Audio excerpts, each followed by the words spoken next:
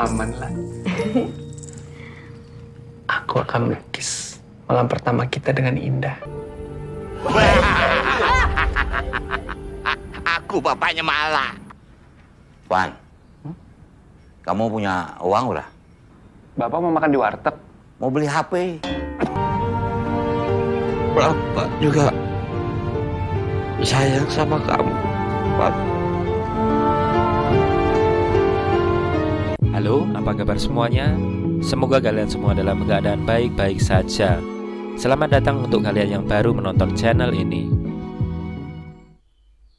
Hari ini kita akan membahas sebuah film berjudul Ada Mertua di Rumahku. Film ini diawali dengan Irfan dan Nirmala yang selesai mengucapkan ijab kabul. Dan ketika malam harinya mereka akan malam pertama, Nirmala mendapat telepon dari saudara-saudaranya jika bapak mereka ingin menumpang di rumah mereka. Namun mereka semua menolak dan mengharapkan Nirmala mau menerima bapak mereka.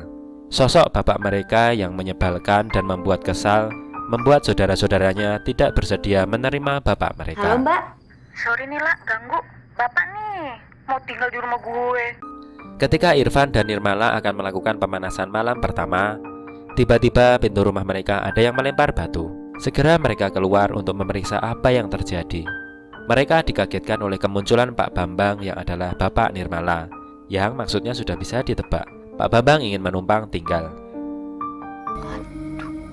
Wah, ada maling nih, jangan-jangan. Aku bapaknya Mala. Beberapa waktu sebelumnya ketika ibu Nirmala sudah meninggal, Pak Bambang menjual rumah mereka. Nirmala melarang dan jika Pak Bambang tetap ngotot menjual rumahnya, Nirmala mengatakan jika nanti butuh bantuan, tolong bapaknya jangan mencari dia. Namun malam itu Pak Bambang kembali menemui Nirmala. Pak Bambang ternyata sudah menjual rumah warisannya dan uangnya sudah habis. Namun ketika Nirmala bertanya kemana uangnya, Pak Bambang tidak memberikan alasan. Malam itu akhirnya Pak Bambang memaksa masuk ke dalam rumah Irfan dan Nirmala dengan terpaksa menerima Pak Bambang. Keberadaan Pak Bambang bersama mereka membuat malam pertama Irfan dan Nirmala gagal total. Irfan? Gini amat punya bapak. Malah, Pok, gimana? Malam pertama semalam seru? Belum, Pok. Belum? Agar Pak Bambang tidak merepotkan Irfan dan Nirmala, Nirmala kemudian menyewa kamar kos untuk ditempati Pak Bambang dan setiap bulannya Nirmala yang akan membayar uang sewanya. Ketika keadaan rumah sudah sepi karena Pak Bambang tinggal di rumah kos, Nirmala mengajak Irfan untuk melanjutkan malam pertama yang tertunda. Ketika itu Irfan sedang memasak sarden di dapur. Karena asik pengen icip-icip, dia lupa mematikan kompor sehingga masakannya gosong.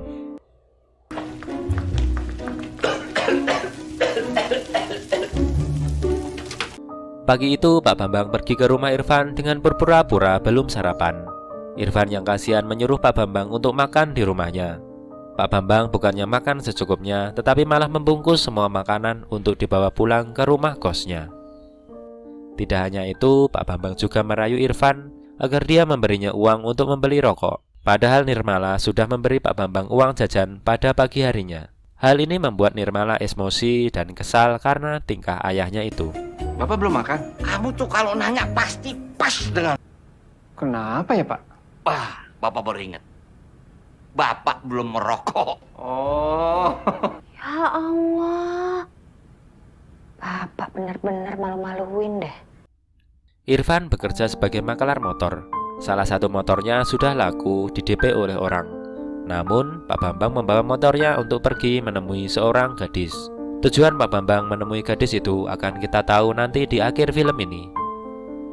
Orang yang sudah memberi DP motor akhirnya membatalkan pembeliannya karena ketika dia datang, motornya masih dibawa Pak Bambang. Oke sudah, tolong jaga depu motor baik-baik. Jangan sampai ada yang lecet ya. Pasti, Bang. Ini juga suara CC. Ini bagaimana motor ada yang pakai, Kak? Bener. Sami. Itu aku benerin ya, kerahnya berantakan. Di lain hari, Pak Bambang meminjam motor Irfan lagi. Namun ketika pulang, Pak Bambang malah naik ojek dengan alasan motor yang dia pinjam sudah hilang. Kok pulangnya naik ojek? Motornya mana? Hilang. Hilang? Nirmala menemui Pak Bambang untuk meminta klarifikasi, dan Pak Bambang mengaku ke Nirmala jika motornya sudah dia jual. Nirmala memberikan uang ke Pak Bambang dengan pesan supaya bapaknya tidak pernah menemui dia dan Irfan lagi. Ketika Irfan mengetahui hal itu, Irfan malah mengatakan ke Nirmala bahwa Tuhan selalu menyuruh kita untuk berbuat baik. Nah, orang pertama yang harus kita perlakukan baik adalah orang tua kita. Tapi Bapak nggak perlu ke rumah Irfan lagi. Dan jangan ganggu Irfan lagi. Tuhan selalu menyuruh kita untuk berbuat baik. Nah, yang paling pertama harus kita perlakukan baik adalah orang tua kita. 4 bulan berlalu, Pak Bambang akhirnya kembali ke rumah Nirmala. Ibu kosnya mengusir Pak Bambang karena sudah 4 bulan tidak membayar sewa kos. Padahal setiap bulan, Nirmala memberikan uang sewa kos beserta uang makan. Lalu kemanakah uang yang diberikan oleh Nirmala itu? Nanti akan kita ketahui di akhir film ini.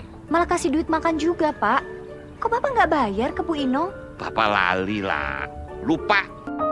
Pak Bambang ini hobi bermain catur. Setiap hari dia suka bermain catur bersama teman-temannya. Keadaan rumah menjadi kotor karena banyak puntung rokok dan kulit kacang bertebaran di mana-mana. Setiap malam sudah menjadi kebiasaan Irfan dan Nirmala untuk membersihkan sampah di tempat Pak Bambang bermain catur. Nirmala akhirnya mendapat promosi jabatan dengan syarat harus pindah ke luar kota. Selama 4 bulan Nirmala akan meninggalkan Irfan dan Pak Bambang. Setelah Nirmala pergi, hanya ada Irfan dan Pak Bambang tinggal berdua di rumah mereka. Kalau kamu bilang nggak boleh, aku nggak akan ambil, Van. Konsekuensinya? Turun gaji. Suatu ketika Irfan kelelahan dengan pekerjaan setiap hari sehingga dia pingsan. Pak Bambang berubah 180 derajat menjadi orang yang rajin bersih-bersih rumah. Bahkan dia juga memasak untuk Irfan. Irfan dan Nirmala justru merasa aneh dengan tingkah laku Pak Bambang. Kalau nggak enak, maklum. Bapak kan bukan chef. Suatu ketika Pak Bambang mengutarakan keinginannya untuk memiliki HP. Sebuah HP bekas akhirnya diberikan ke Pak Bambang. Baru beberapa hari, Pak Bambang sudah menjual HP-nya ke counter HP. Kamu punya uang udah? Bapak mau makan di warteg? Mau beli HP? Handphone mertua lu nggak diservis di sini, dijual. Pada suatu ketika, Pak Bambang meminta Irfan mengantarnya ke sebuah tempat menemui seorang gadis di dalam gang. Sang gadis berpesan agar Pak Bambang tidak bosan-bosan menemui gadis itu. Ketika Irfan bertanya Pak Bambang habis ngapain, Pak Bambangnya malah mengajak Irfan untuk segera pulang. Makasih ya, Om. Om, jangan bosen-bosen ya datang ke sini. Pak Bambang akhirnya kembali lagi pada rutinitas yang dulu. Setiap hari bermain catur dengan teman-temannya sampai larut malam. Saat bermain catur, Pak Bambang tiba-tiba pingsan. Irfan kemudian membawa Pak Bambang ke dokter. Menurut analisa dokter, Pak Bambang menderita stroke karena pola makan yang buruk. Irfan yang menemani Pak Bambang di rumah sakit. Sedangkan Nirmala yang sedang di luar kota akhirnya pulang, namun hanya sehari saja. Sebelum kembali ke tempatnya bekerja, Nirmala menitipkan bapaknya ke Irfan. Irfan dengan tulus ingin merawat Pak Bambang sebagai penebus penyesalannya dulu. Bapak Irfan sudah meninggal. Ketika masih sakit, Irfan tidak bisa merawat bapaknya karena masih sibuk menyelesaikan kuliahnya. Kuliah kamu lebih penting. Ya. Papa cepet sehat ya. Hari berganti, Irfan hampir menyerah untuk merawat Pak Bambang. Irfan membawa Pak Bambang ke panti jompo untuk dititipkan, namun panti jompo sudah penuh semua. Sehingga Irfan meninggalkan begitu saja Pak Bambang. Namun, ternyata dia hanya bermimpi. Penuh. Kalau dipaksakan, nanti Bapak Mas nggak kebagian tempat tidur. Mau pulang? Itu bapaknya bukan? Dari tadi saya lihat kok Mas dorong-dorong kok ditinggalin.